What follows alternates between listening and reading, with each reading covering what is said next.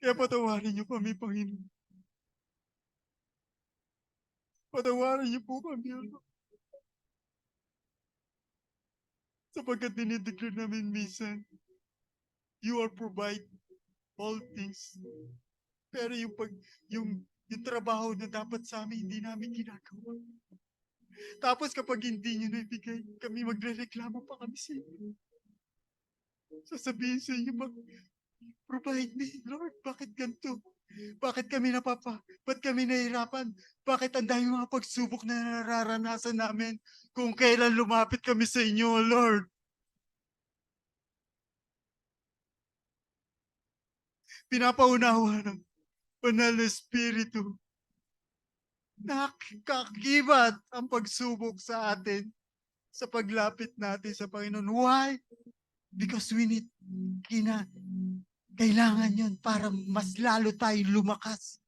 Mas lalo tayong maging stick sa Kanya. At mas lalo tayong lumapit sa Kanya. Sapagkat kung walang pagsubok, kung walang suliranin sa ating buhay, hindi natin tatawagin ng Panginoon. Dahil kampante na tayo. Kaya sa gabi ito, patuloy namin natin ang presensya ng Banal na Espiritu at yung kapangyarihan, yung strength ay hingin natin sa ating Panginoon.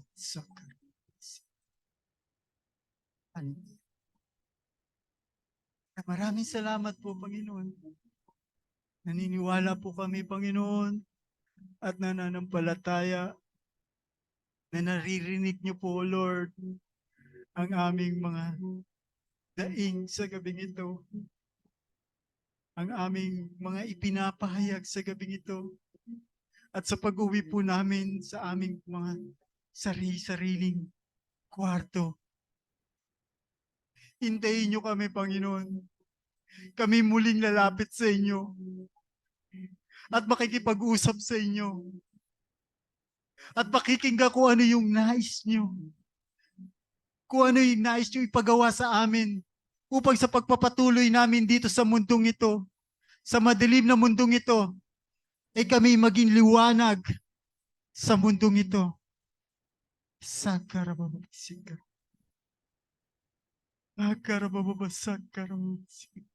Kaya maraming salamat, Panginoon. Maraming salamat, O Lord. Patuloy, O Lord, na itinataas ka namin, pinapupurihan, sinasamba at pinasasalamatan sa pangalan ng Ama, ng Anak, at ng Espiritu Santo. The three as united as one. Kaya thank you, Lord. Muli, maraming salamat po, Lord. Sa gabing ito, na patuloy sa mga natitira pa naming mga oras sa gabing ito, sa gawain na ito, Panginoon, na patuloy na samahan niyo po kami at lahat ng ipinahayag niyo po sa gabing ito ay tumimo, mag-intrude sa aming mga puso upang sa araw-araw ng aming buhay at ang Banal na Espiritu ang magre-remind sa amin na kung gaano kayo kabuti sa amin. Kaya muli, O Lord, minsan pa, pinapupurihan ka, sinasamba, pinasasalamatan sa tanging pangalan ng iyong anak na si Jesus at sa gabay at patnubay ng Banal na Espiritu. Ang lahat ang naniniwala at nananampalataya sa Banal na Espiritu, sa Panginoong Hesus, sa Diyos Ama ay magwika ng Amen, Amen, Amen, Amen. To God be the glory.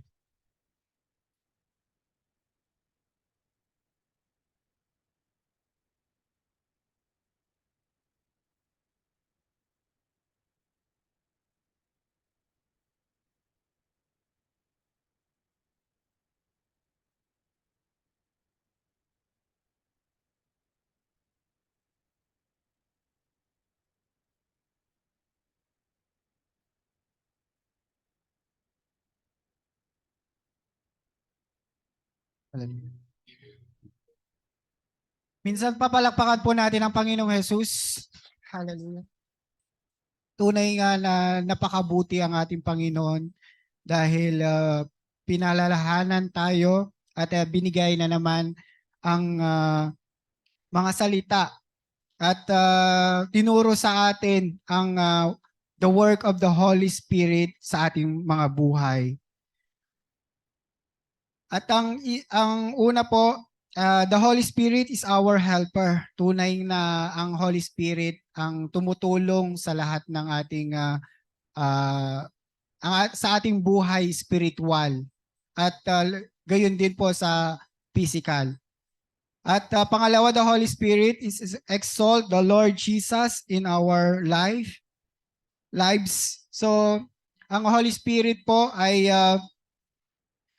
ang nagko-convict sa atin na ang Panginoong Jesus ang siya ay ating papurihanan. At pangatlo, the Holy Spirit in us is guaranteed of our inheritance of eternal life. Praise God. At ang apat, the Holy Spirit is the power of God in our life. At ang lima, the Holy Spirit work in us even until eternity. Napakabuti ang Panginoon dahil tinuruan na naman po tayo kung paano sa ating buhay ang pagkilos ng banal na Espiritu. Sabi nga niya sa John 14 verse 16, and I will ask the Father, and He will give you another advocate to help you and be with you forever. Praise God. So, siya po yung ating tumutulong ang banal na Espiritu. At sa oras na ito ay lalo pa natin mauunawaan. At ang banal na Espiritu lamang ang siyang tutulong sa atin para maunawaan tungkol sa pagbibigay at pagbibigay ng tithes. At tinatawagan ko na po ang magbibigay ng short exhortation, ang ating kapatid na si Brad Jonard Romo.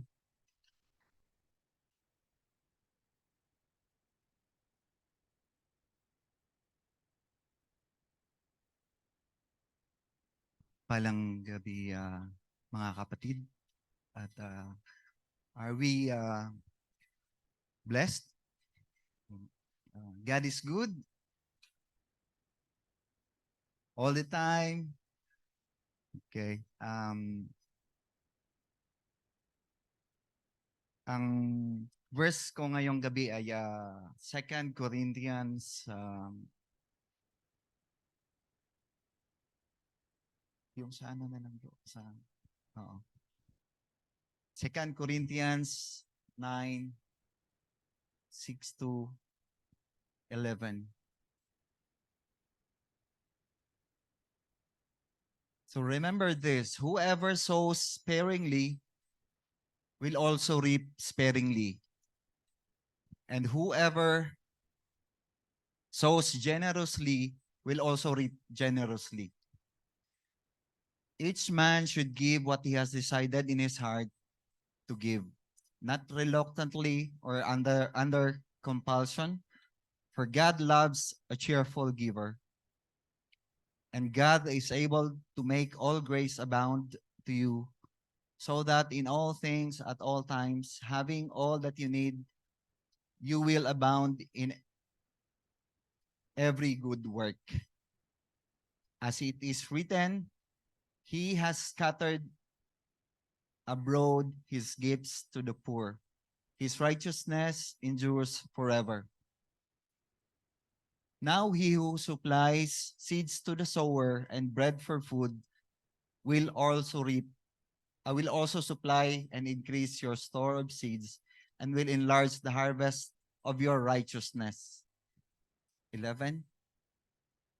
You will be made rich in every way so that you can be generous on every occasion, and through us, your generosity will result in thanksgiving to God. So, salamat sa yung salita. Lord, balik tayo sa verse 6, bro. Sa 2 Corinthians 6. So yung unang phrase is whoever sows sparingly will also reap sparingly. Sa aking pagbubulay-bulay ng salita ng Diyos, yung kung nagtanim ka lang ng konti, ang consequently ang ma-harvest mo is kunti lang din sa sa farmers na sitwasyon. Pero kung ilalagay natin yung sitwasyon na to sa atin bilang worker bilang worker as kanya-kanya nating mga trabaho, paano natin ina-apply siya? Yung paano tayo nagtatanim? Paano tayo nag-i-invest para maka-harvest tayo ng mas malaki or mas ano. So, yung para sa akin dito, um, parang nag-i-invest, dapat mag-i-invest din tayo sa ating mga sarili na how we should acquire skills para sa ating magkakaroon tayo ng more skills para makaano tayo ng promotion. Yun yung pagkakaunawa ko sa word na to eh. Ina-encourage tayo dito na makaka-harvest tayo ng mas marami para makapag-share ka generously. Kasi minsan yung nakukuha nating is para sa atin it's not enough. Totoo naman 'yon, 'di ba? Pero yung sa akin is yung paano tayo magtanim bilang worker. We should invest in ourselves. Like halimbawa, sa kitchen ka, kailangan mong mag-aral ng mga bagong menu or mga mo na magiging in the future it will serve you as an added skills sa mo. So kung ang employer mo halimbawa is nasisiyahan sa iyo dahil marami kang skills na natutunan, pwede kang iangat niya sa isang posisyon na doon ka nararapat sa skills na-acquire mo. So yung pangalawang phrase naman, whoever sows generously will also reap generously. So yung ang pinapaunawa dito is kasi hindi tayo pinagkukulang ng Diyos, di ba?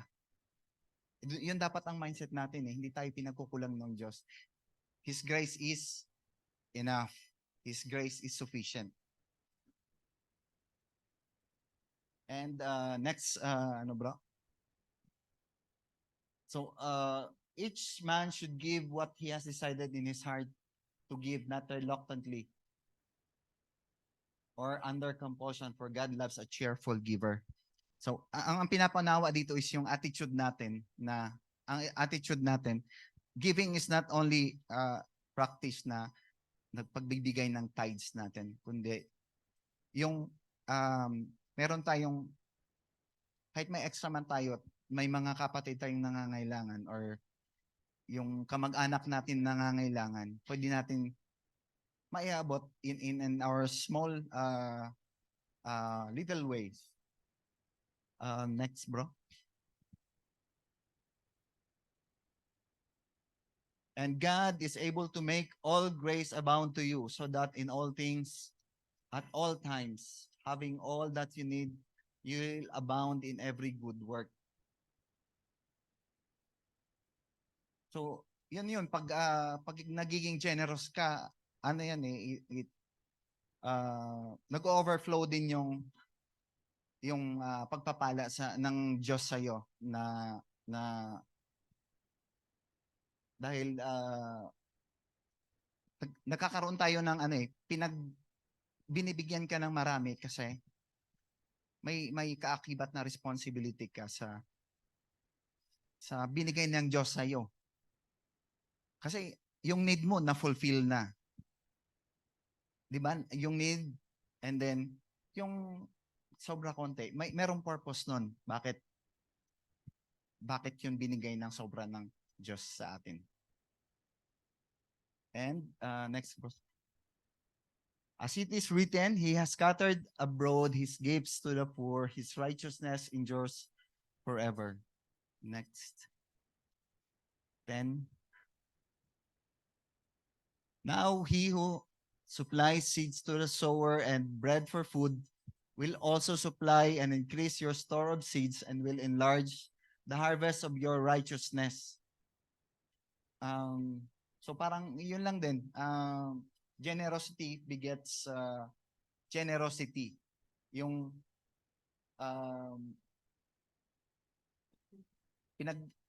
hindi bulag yung Panginoon na inabot mo yung mga merong pangangailangan. Yung 11 bro. So you will be made rich in every way so that you can be generous on every occasion. So parang sa lahat ng pagkakataon. And through your generosity will result in thanksgiving to God. So ang Diyos ang napapapurihan sa lahat ng pagiging mapagbigay natin. So yun lamang po ang aking exhortation. Sa Diyos ang pinakamataas na papuri.